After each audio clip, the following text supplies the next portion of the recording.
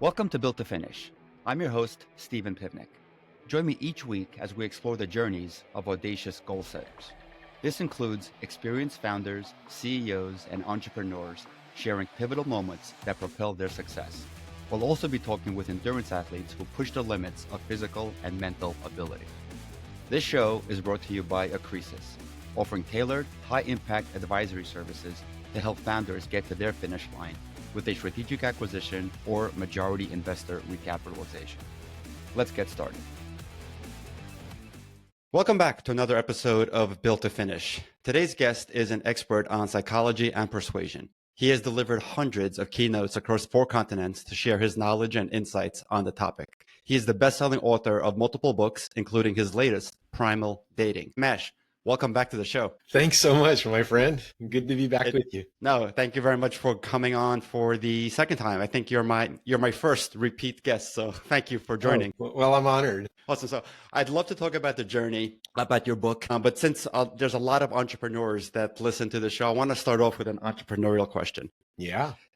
You talk about the relationship between and the dynamics between dating and leadership, culture, and power in society. So can you please, dive into, from an entrepreneurial perspective, how some of the concepts that you cover in your book can better their skill set? Yeah, absolutely. So my prism, the lens that I look at a lot of things through, is evolutionary psychology. And I found it to be this really deep well of wisdom. It applies to everything. It applies to leadership, sales, marketing, in the persuasion, all that in the business sphere. And then, of course, better interpersonal relationships and better personal knowledge.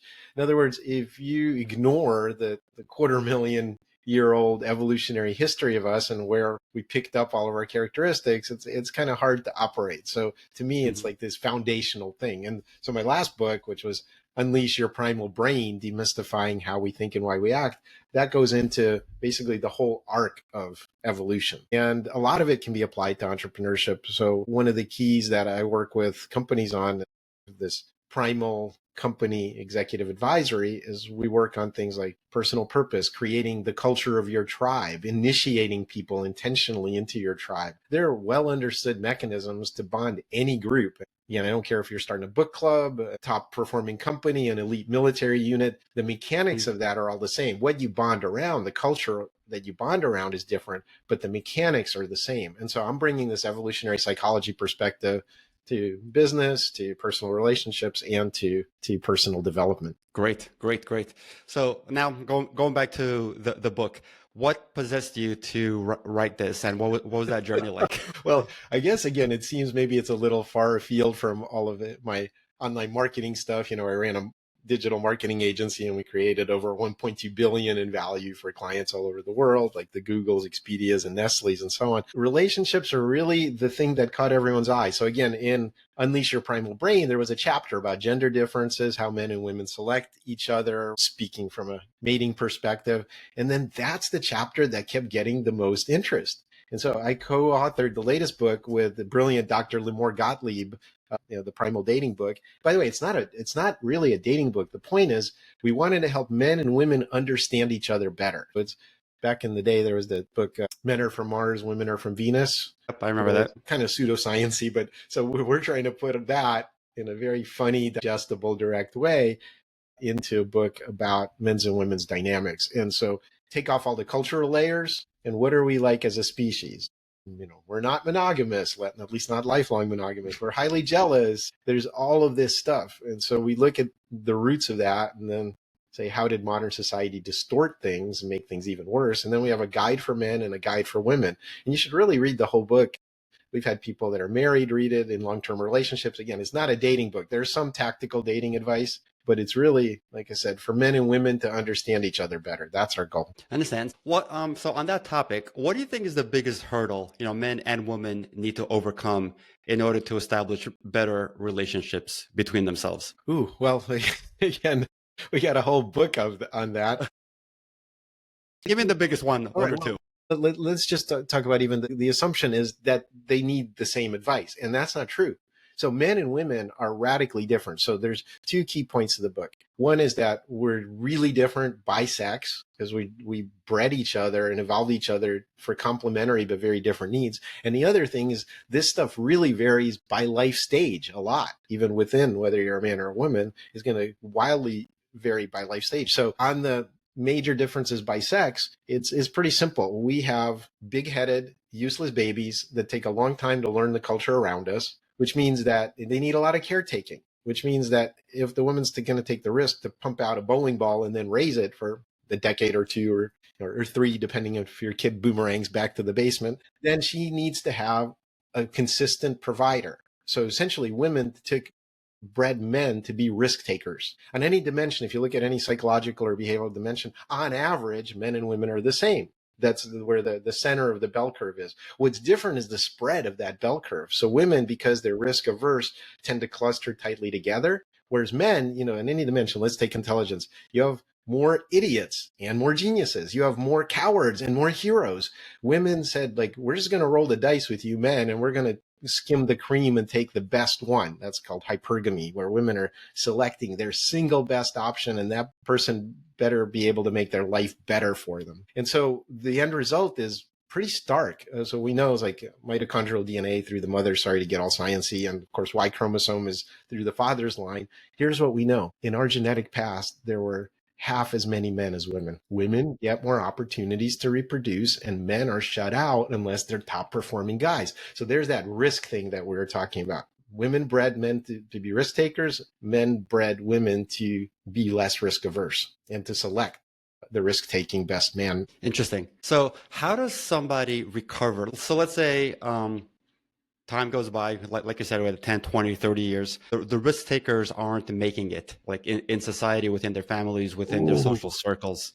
What are some strategies that they can utilize to overcome that, to get back into the good graces of women and others? I don't know that I have strategies for people that are going backwards, but what you brought up is something else we talk about in the book, which is this. Women are the ones that initiate most breakups and separation. And when that happens, it's precisely what you described. When the man starts either stalling out or moving backwards, whether it's then their ability to provision the relationship, and that could be financial in terms of emotional support, it could be in a number of things. But the point is, if things are getting worse, if I'm not getting your full undivided attention and you're not a good provider and have purpose in your life and so on, that's when women monkey branch. They're not going to go down on that down escalator. They're going to grab another branch on the way up, or at least holding steady in another relationship. So that brings up kind of like the differences of why men and women cheat. So women cheat because they want that plan B. And if a woman ever transfers her kind of emotional center of gravity to another man, you're done. She already made that decision long before the mechanics of it happened. Whereas men, it's really true. Yeah, of course, short-term mating, spread your seed. So that means that a man can honestly say, I love you, honey. That was just sex. It didn't mean anything. Those things can be true for a man because they're doing it for sexual optionality and to continue their genes. That's why they cheat. Whereas women primarily cheat for deficits in their current relationship and they're giving up on it. That's interesting. I love the scientific reasons behind some of this activity. That's fascinating. So speaking about relationships, obviously this is not like you said, it's not a dating book, but you speak about relationships a lot. Yeah. What do you think? What's the one myth you think about attraction or dating that people would unlearn? That they should unlearn? That they should unlearn? Ooh, okay. So one of the things is, and I know it's a tough pill to swallow, but there's this happily ever after. You're my soulmate, my ride or die. On these dating profiles, you see things like, I want my last first date, or I'm ready for something real. I mean, just the word salad. I mean, they're all variations on the same thing. And basically, we have the assumption that you're going to find one person, they're going to fulfill all your needs for the rest of your life, and everything will be wonderful. That's not true at all, because as a species, there's a lot of biological evidence for this, humans are not monogamous. We're long-term, serially monogamous to raise kids together. But if kids aren't in the picture or you're done with that phase, there's no guarantees of what happens after that. In a way, evolution is ruthless. It's basically just to sort you into roughly equal pairs, and you have kids, and then they grow up to be old enough to have their own kids, right? That's all it cares about. So what happens to you afterwards? Evolution doesn't give a crap about that at all. So your happiness, your long-term relationships, the whole idea of, till death do us part is a tough pill to swallow for a lot of people because our social norms are. Anybody listening that's in a rocky relationship, you just gave them a lot more ammunition to utilize.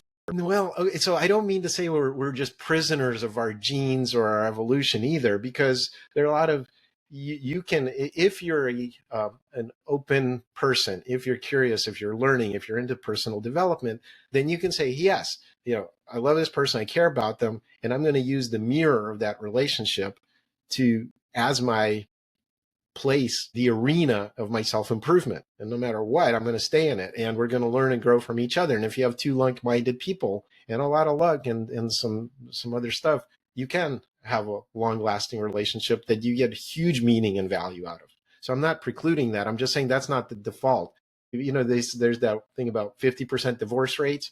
Well, that doesn't mention people not having kids together. It doesn't mention people that are just cohabitating and other kinds of arrangements. The fact is 90% of relationships aren't long-term relationships. So the default setting is not long-term relationship. So one of the things I'd like to do, and Lamour and I talk about, is like take the stigma off. You're not a failure. You don't, just because you got divorced, that chapter is over. Figure out the next one, but don't beat yourself up about it. Yeah, it's almost like the evolutionary norm if to go down that route, and the fact that people aren't, they're actually in the minority. Yeah, and again, we live in a high pressure civilization of 8 billion people on the planet. We're designed for tribes of few dozen or maybe tops a couple of hundred. So the fact that we make it hard to make relationships work in this civilization or this cultural moment, that's no surprise at all. I mean, there are lots of distortions going on right now. That's something else we talk about in the book if you want to unpack it a little. Yeah. So tribes, I mean, that's just a synonym for friendships, right? And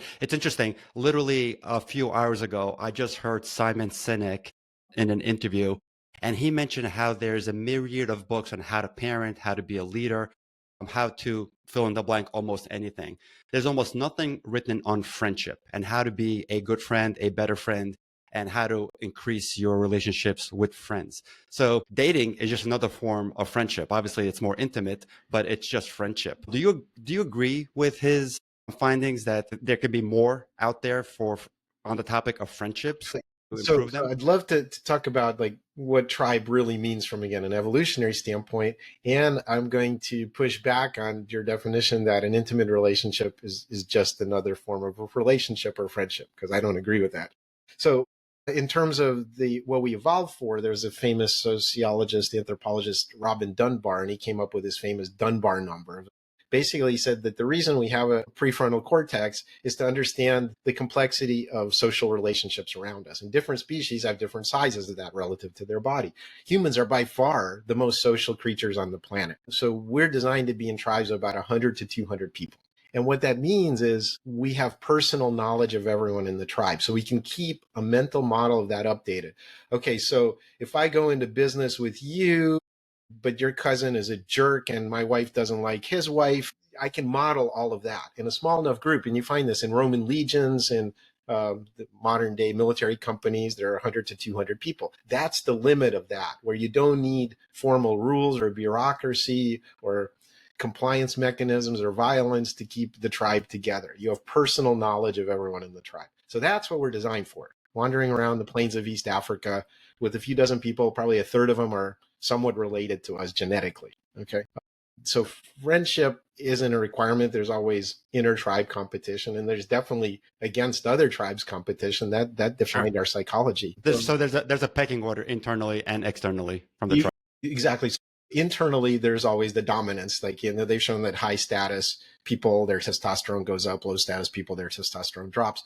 And this happens also in intimate relationships. So like when you're that hot triathlete like you are, if you were single, your testosterone will be really high. As soon as you become a father, your testosterone drops, your estrogen goes up, you go into more of that caretaker mode. Life changes you to fit that new role of being a father or a parent. Okay. And the same thing happens with women, just in the other direction.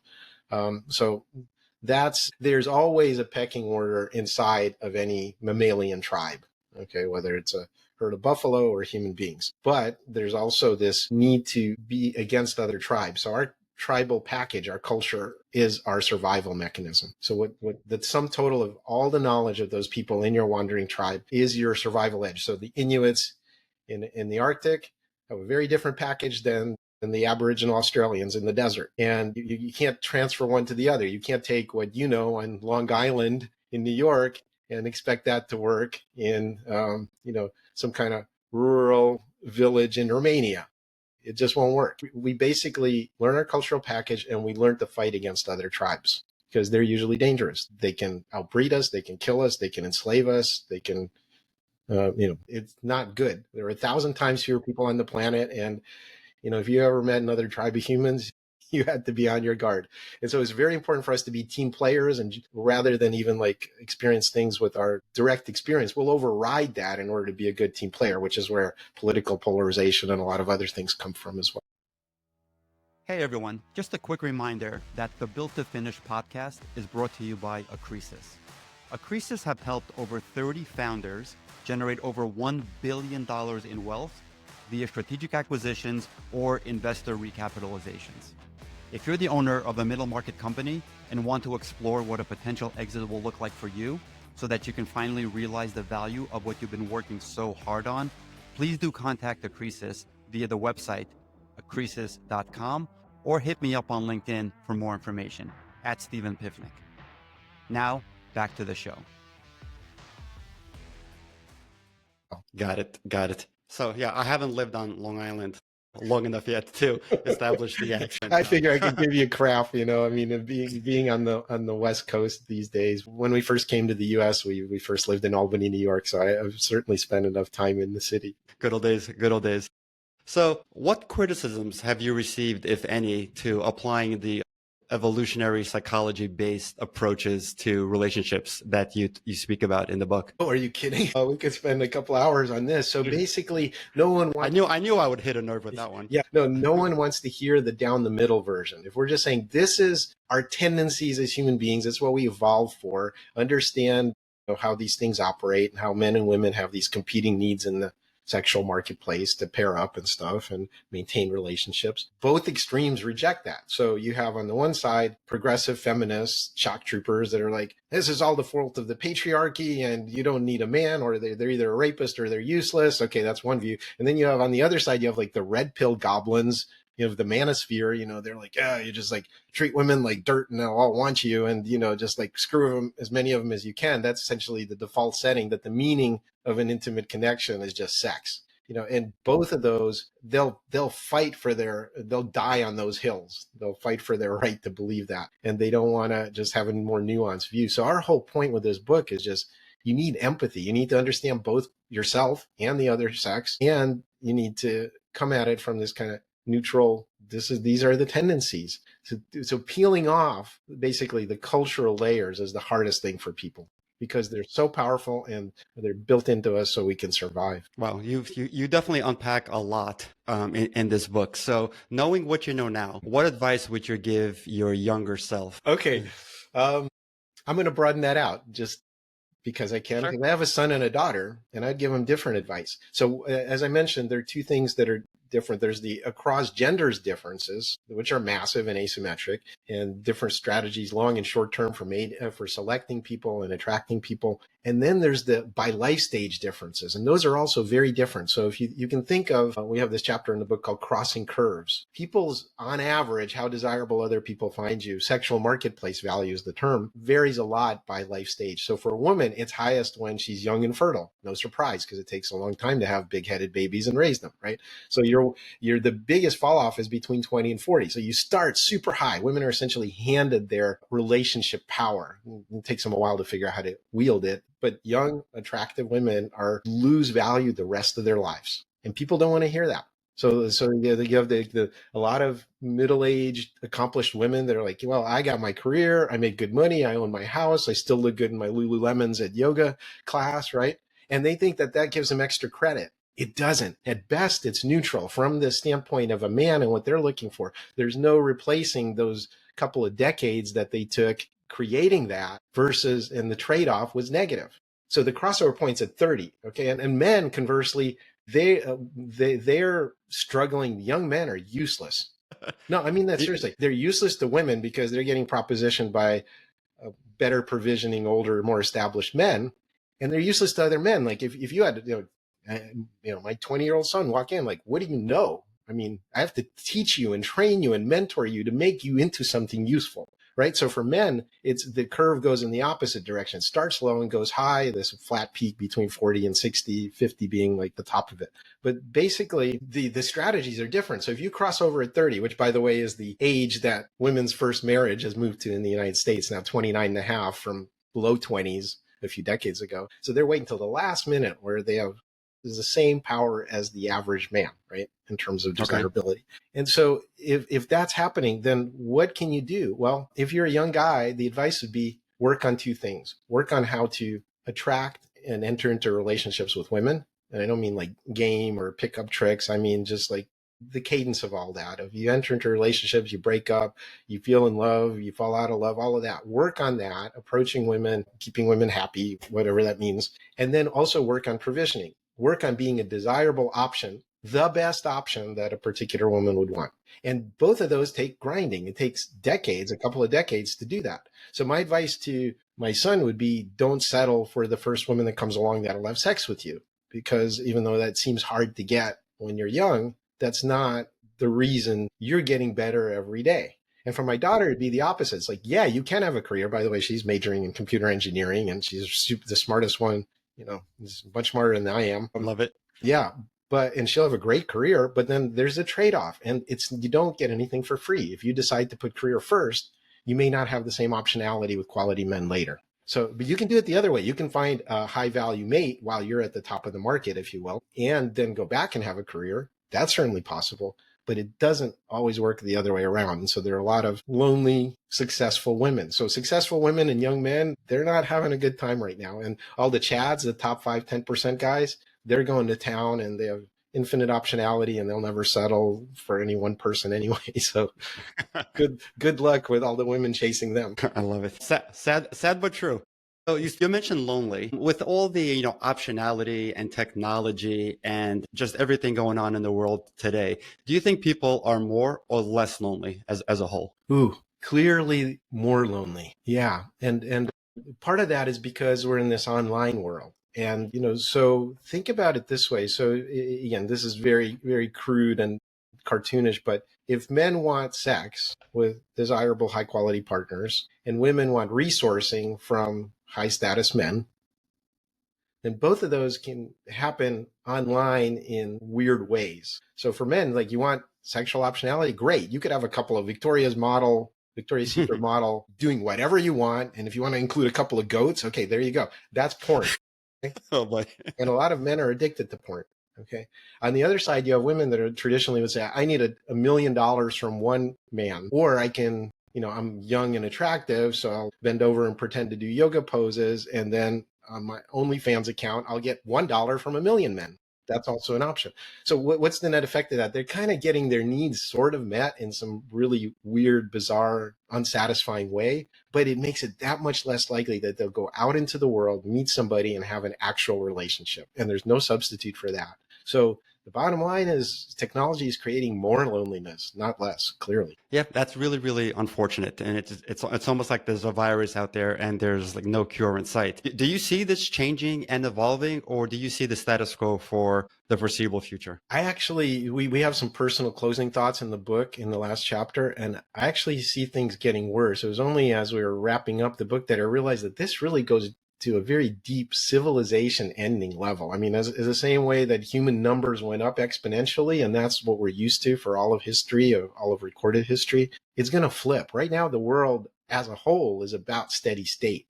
It's not really growing that fast. And within our lifetime, it's flipping to depopulation. The developed parts of the world, I mean, places like China, Germany, Italy, you name it, South Korea are about to disappear as ethnicities because they have, if the replacement rate's 2.5 births per woman, they're below 1. So that means every generation is going to half in size. So as quickly as we rode this volcano up, we're going to have the water slide on the back end of it, and we don't know where the bottom of it is. And we don't have an economic model for that. Fascism doesn't work, communism doesn't work, capitalism doesn't work. And so if you look at it that way, then there's no wonder there are all these economic pressures. There are all these political polarizations. A lot of that is due to like angry young men being locked out of the system and, involuntary celibates, incels, they're called. So like a decade ago, only 10% of guys under 30 hadn't had sex in a year. That's pretty bad. But you could say, hey, you're ugly or you're useless or whatever. Now in a decade, 30% of guys under 30 haven't had sex in a year. It's tripled in a decade. And that drive, again, is go back to your thing about friendship. It's not optional. This is like the most basic life force on earth, is for life to continue. And so that men's sexual drive is frustrated and doesn't have a healthy expression. It's still going to come out. It's just going to be in really ugly ways, both socially and economically and politically. So I don't see this necessarily getting better. This is it's just getting worse. I hear you. Well, you should have started this with spoiler alert. This is how the book ends. No. I'm sure there are brighter points towards the end of this book. Tell me a little bit about the process. I know that now that this is your third book, and I know there's a lot of your fourth. Okay, there's a lot of aspiring authors just in the world. Everybody has a book in them, and very few actually take the steps necessary to put one into the world. How has the process, now that it's the fourth time around for you, how has it been easier, if at all, to get this out? Well, there's certainly things I learned about book writing along the way that have made things easier. For example, I know how to publish the book. I've had books with traditional publishers, with hybrid publishers. This one's self-published. So I understand the trade-offs among those and how to get it out there, right? The process and the writing process itself, you just, how you come up with the raw material, how you organize it, and then how you write it into final copy, how often, how much to review it and edit it. All that stuff is definitely also practice. And it's much easier with a co-author. Like I said, Lamour Gottlieb has her PhD in evolutionary psychology, focused on relationship stuff, intimate partner violence, non-monogamy, all this kind of stuff. So having somebody that can fill in your holes and take some of the writing burden off is awesome. And it makes it go much quicker. And vice versa, I'm sure. Yeah. And then the final thing is, don't use AI to write your book, but AI can be that good college level English major intern that you can have proofread stuff or change editorial tone. Her writing style, for example, was much more academic, I would say, than mine, and mine's much different and kind of lighter. The whole book's kind of like, has got a lot of jokes. It's like, it's hard medicine, but we try to make it go down easy, right? And so to harmonize editorial tone. So you wrote this, I wrote this, they don't sound the same. So you can use tools to do that pretty quickly. So that's no, I agree. AI has been a fantastic writing companion. I'm currently scripting a TEDx talk, and I did not have AI write it, but oh my God, did it do a fantastic job in editing and tightening some sentences up and making each section sound similar, because I wrote them differently because there were different topics. So I totally agree with you that AI is a fantastic writing companion assistant, not a writer. No, so so if you are clear about what your book is and where it's positioned. So this was, for example, like I said, this is a scientifically based, men are from Mars, women are from Venus, focused on our evolutionary past and written in a really accessible but blunt way that is not, that strips away all the cultural overlays. Okay. So that right there is what AI can help you with, is getting that final result. But the ideas in it have to come from you. If you don't have a unique point of view, if you haven't deeply delved into a subject, if you haven't wrestled with it, if you didn't go into it unknowing what the answer was, then you're not bringing back anything useful. That's my opinion. No, that's great advice for the aspiring authors out there. So I know that you have a keynote address and workshops based on your previous book. Are you planning on doing the same, or have you started already with this book? Yes. Well, so my one of the things I realized actually fairly recently is that everything I've done, whether it's creating 1.2 billion in value for marketing agency clients, or consulting with companies or corporate culture, or writing a book about ostensibly relationships and dating, all of it has that evolutionary psychology lens we talked about. And so it's important for me to learn about it, then be able to say it and put it into a book and then transmit it to other people. So that's the process. So whatever part of evolutionary psychology I'm working on, that's the process. First I learn, then I document, then I teach others. And so the Unleash Your Primal Brain book, the last one, I have had, as you know, a very powerful speech come out, which is Primal Company, How Evolved Leaders Are Winning the War for Talent. And it talks about using these evolutionary psychology basics to create powerful tribes inside of your company, which is three-step process, finding your personal purpose, getting that into a compact and yet complete core culture, and then intentionally initiating people into your tribe, which we don't do. We just like hand them a branded coffee mug and say, hey, welcome to your first day at work, and expect loyalty. That doesn't happen. There's key elements that need to be designed into initiations that bond people to your tribe. So yeah, I do have a speech for that. I haven't developed anything yet for the Primal Dating, but I think it might be kind of a basics of understanding men and women 101 might be some sort of online course pretty soon. And by the way, we do have an AI assistant that's digested the book, and you can ask it questions about the book. So in addition to the book, you can get tailored, personalized advice based on the book. So that's just like a few bucks a month. Yeah, it's called it's our Primal Dating virtual coach. So if you go to primaldating.com, you'll find it. Perfect. So excellent segue into, please drop all of the information that listeners and viewers can use to find you, learn more about the book, learn more about your keynotes, and just contact you in general. That's easy. Just go to primaltim.com, and it's got links to all these different themes, like I said, to the Primal Brain book, to Primal Marketing, to Primal Dating, and Primal Company. All those it's all covered there. And then reach out to me on LinkedIn. I'm very happy to connect on LinkedIn. And all of my handles on social media are @PrimalTim, so easy to find. @PrimalTim. We'll definitely, we'll put that in the show notes. Last question. How did all of this incredible knowledge that you've amassed over the years lead to salsa dancing and your hobby there? What's that joke? Be careful. Sex leads to dancing. Yes, I love that joke. No, I came to dancing rather late, in my late 20s, and salsa was my music. I tried two-step, West Coast swing, different stuff, but salsa is my music and my dancing, and I just love it. I'll never stop doing it. And kids slowed me down for a few years while I was raising them, but now I'm back out and salsa dancing on a regular basis. If you are not dancing, you don't have the right play relationship with your life. That's what I would say. That's fantastic. So we can either find you on a stage somewhere delivering a keynote, or on a stage salsa dancing. Well, actually, sometimes I combine both. I was just in Brazil last month at a keynoting a big show, and I came out there and threw some samba steps into my opening. So you don't think inside the box. Don't have those boundaries. You got to just be fully expressed in whatever setting you're in. You and I both learned that we need to, what was it? Make big choices, take bold steps, or something like that. So yeah, you're definitely taking bold steps in your keynote. That's fantastic. Literally. I love it. Tim, thank you so much for being on the show. I'm really happy that we got a chance to connect again. Likewise. It's my pleasure, my brother. Awesome. And thank you, everybody, for listening to another episode of Built to Finish. If you've liked this episode, please do like and subscribe. It does help the show a lot and helps me get great guests like Tim to come on the show, or in his case, to come on the show twice. Thank you very much for tuning in. That's a wrap for this episode of Built to Finish. Thank you for tuning in. For show notes and more details, head over to podcast.stephenpivnik.com.